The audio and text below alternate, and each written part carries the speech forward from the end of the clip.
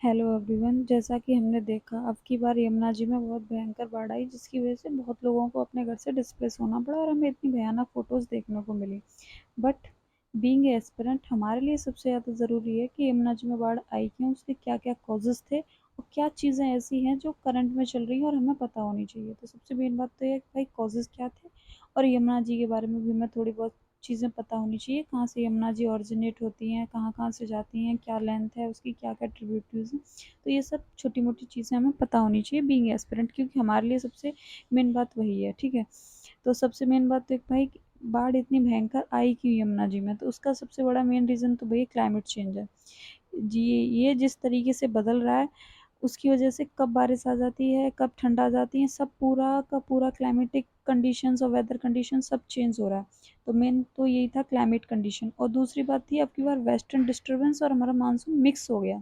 ये western disturbance जो है, ये जो है हाई प्रेशर एरिया बिल्ड होता है ड्यूरिंग ऑन द मेडिटेरियन सी के एरिया पर, जो है जो सेंट्रल एशिया में। तो उधर साइड में ये वेस्टर्न डिस्टर्ब, वहाँ से उस एरिया से विंड फ्लो करती हुई इंडिया की तरफ आती हैं। ठीक है, और फिर ये कैस्पियन सी से मॉइस्चर उठाती हुई इंडिया को हिट करती हैं मंथ ऑफ फरवरी और दिसंबर। ठीक है, तो लेकिन अब की बार क्लाइमेट चेंज की वजह से ये अभी आ गई मानसून के टाइम पे। तो एक तो मानसून, ऊपर से वेस्टर्न डिस्टर्बेंस आया, तो दोनों चीज़ें मिक्स हो गई, उसकी वजह से इंडिया में ज़्यादा रेनफॉल हो गई।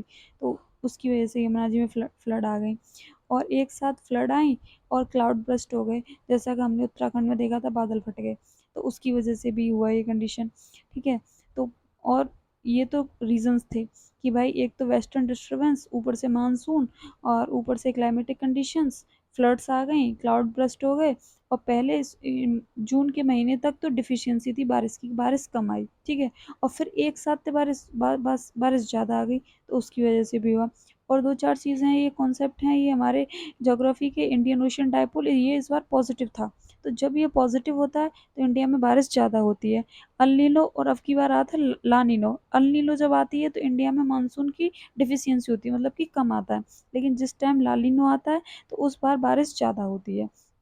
तो और सेकंड चीज़ हमारे लिए जानने वाली है यमुना रिवर। यमुना रिवर क्योंकि बाढ़ उसी में आई, तो उसके बारे में हमें थोड़ी बहुत चीज़ें पता होनी चाहिए कि यमुना जी कहाँ से ओरिजिनेट होती हैं। तो यमुना जी हमारी ओरिजिनेट होती है यमुनोत्री ग्लेशियर से। ये उत्तराखंड में पड़ता है। इसकी टोटल लंबाई है इतनी 1376 किलोमीटर। और यमुना जी की मेजर ट्रिब्यूटरीज हैं ये उमा, टोन, हिंडन, चंबल, सिंध, बेतवा, केन। तो ये चीज़ें हमें पता होनी चाहिए, क्योंकि इतनी सारी न्यूज़ में थी, तो हमें एटलीस्ट ये तो पता ही हो कि यमुना की ट्रिब्यूटरीज क्या हैं। तो उमा और टोन, ये टोन जो है ये लार्जेस्ट ट्रिब्यूटरी ऑफ यमुना है। और हिंडन, चंबल, सिंध, बेतवा, केन। चंबल, सिंध, बेतवा, केन, ये तो यमुना की ट्रिब्यूटरीज हैं। और ओखला वाइल्ड लाइफ सेंचुरी, ये यमुना रिवर के किनारे ही पड़ता है हमारा, नोएडा में। ठीक है, और एक कालेश्वर नेशनल पार्क, ये भी हमारा यमुना रिवर के किनारे पड़ता है। और यमुना जी जो है वो गंगा की लॉन्गेस्ट ट्रिब्यूटरी है। और यमुना जी हमारी फ्लो होती है हिमाचल प्रदेश, उत्तराखंड, हरियाणा, दिल्ली और उत्तर प्रदेश। ठीक है, अब आगे चलते हैं मानसून। मानसून क्या होता है भाई, इंडिया में मानसून आता है दो तरीके से। एक तो वे ऑफ बंगाल से विंड आती है मॉइस्चर उठाती हुई, एक आती है अरेबियन सी से। तो ये अरेबियन सी वाली जो विंड आती है, जो इधर से मॉइस्चर उठाती हैं, वो इस एरिया में बारिश करती हैं, वेस्टर्न इंडिया में। और लेकिन ये जो बे ऑफ बंगाल वाली जो मॉइस्चर उठा के बन जाती है, ये बारिश करती है हमारी नॉर्थ इंडिया में। अब ये नॉर्थ इंडिया में बारिश करने के बाद फिर ये हिमालय से टकरा के वापस आती हैं। तो वापस आने के बाद ये दिसंबर के महीने में और अक्टूबर नवंबर के महीने में नॉर्थ इंडिया में बारिश करती हैं। वो हमारी होती है रिट्रीटिंग मानसून जो होता है, उसकी वजह से जो कई बार एग्जाम में पूछा भी गया है कि नॉर्थ, सॉरी, तमिलनाडु में बारिश किसकी वजह से होती है, तो वो होती है हमारी रिट्रीटिंग मानसून की वजह से। ठीक है, तो जनरली इंडिया में मानसून आता है जून से सितंबर, और ये अपना हिट पे होता है इन मंथ ऑफ अगस्त और जुलाई। ठीक है, तो इस बार मानसून तो हमारा था ही, अच्छा मानसून था, और ऊपर से वेस्टर्न डिस्टर्बेंस आ गया, दोनों चीज़ें मिक्स हो गई, बारिश हो गई ज़्यादा, आ गई फ्लड। ये रहा वेस्टर्न डिस्टर्बेंस। इस एरिया में हाई प्रेशर बिल्ड होता है, और वो फिर हाई प्रेशर से विंड जाती हैं लो प्रेशर की तरफ। तो ये विंड ऐसे उठती हुई इधर आती हैं, तो यहाँ से मॉइस्चर उठाती है मेडिटेरियन सी से, कैस्पियन सी से मॉइस्चर उठाती हुई फिर वो इस एरिया में बारिश करती हैं, पाकिस्तान, अफगानिस्तान और इंडिया के इस रीजन में। लेकिन ये जनरली आता है मंथ ऑफ दिसंबर और फरवरी, जिसकी वजह से नॉर्थ इंडिया में इन मंथ विंटर्स के महीने में स्नोफॉल होती है। लेकिन अब की बार बिकॉज ऑफ क्लाइमेट चेंज ये जल्दी आ गया, ये गलत लिखा हुआ है यहाँ पे। अल्नीनो लालिनो। अल्नीनो के लिए क्या कहेंगे भाई, अल्नीनो के लिए आप सबसे मेन चीज़ एक हमेशा ध्यान रखो कि अल्नीनो में ऑलवेज जब भी अल्नीनो आता है तो मानसून जो होता है वो वीक होता है, और लानिनो जब भी आता है तो मानसून अच्छा आता है, मतलब बारिश अच्छी होती है, ठीक है।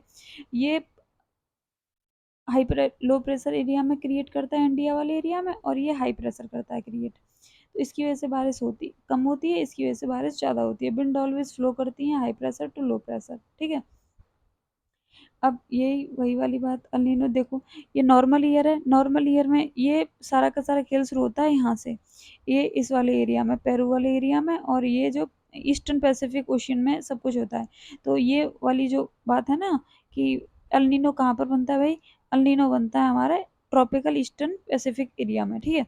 तो ये नॉर्मल ईयर में तो क्या होता है, ये वाला एरिया जो है हमारा ठंडा रहता है, तो यहाँ ठंडा रहता है, इसका मतलब यहाँ हाई प्रेशर बिल्ड हो रहा है, तो विंड इधर हाई प्रेशर से लो प्रेशर की तरफ जाएंगी, तो ये विंड यहाँ से मॉइस्चर उठाती हुई इस एरिया में बारिश करती है, तो ये तो हमारी होगी नॉर्मल ईयर।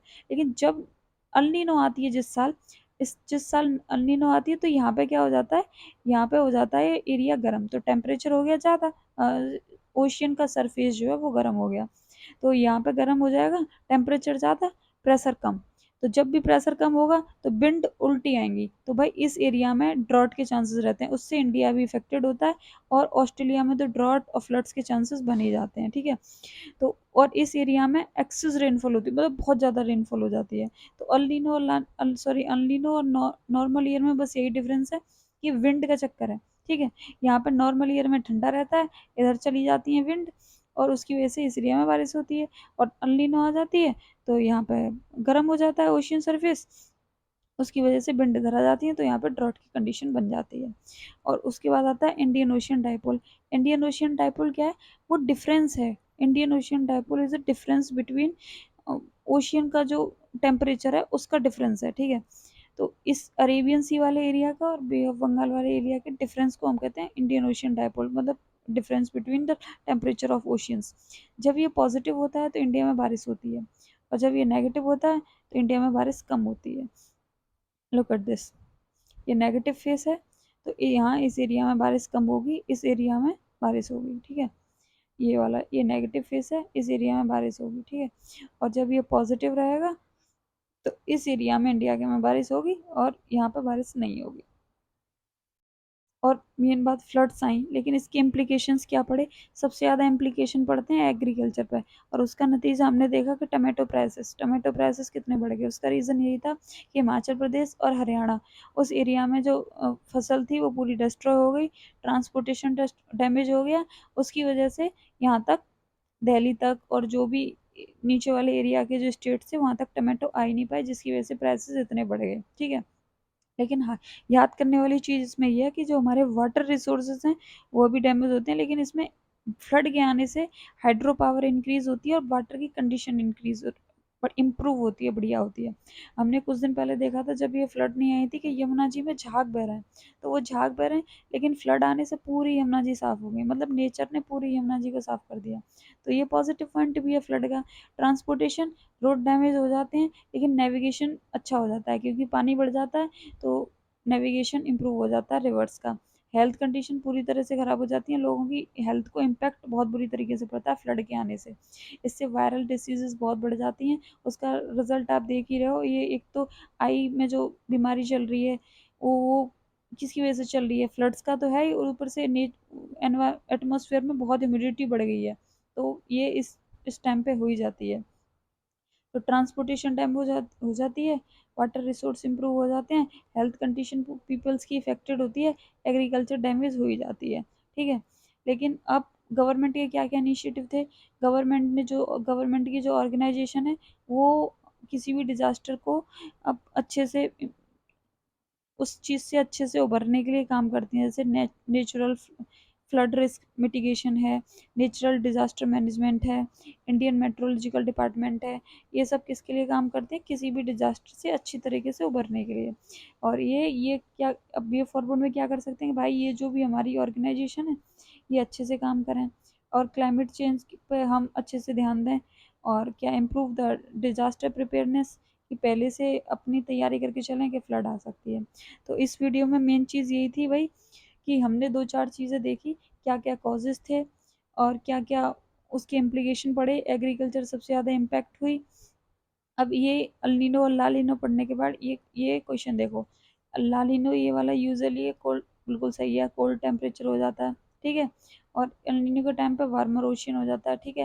लेकिन इस चीज़ को देखो, ये इक्वेटोरियल पैसिफिक कह रहा है भाई, इक्वेटोरियल नहीं है, वो ईस्टर्न पैसिफिक है, तो बस यहीं पे गड़बड़ हो गई।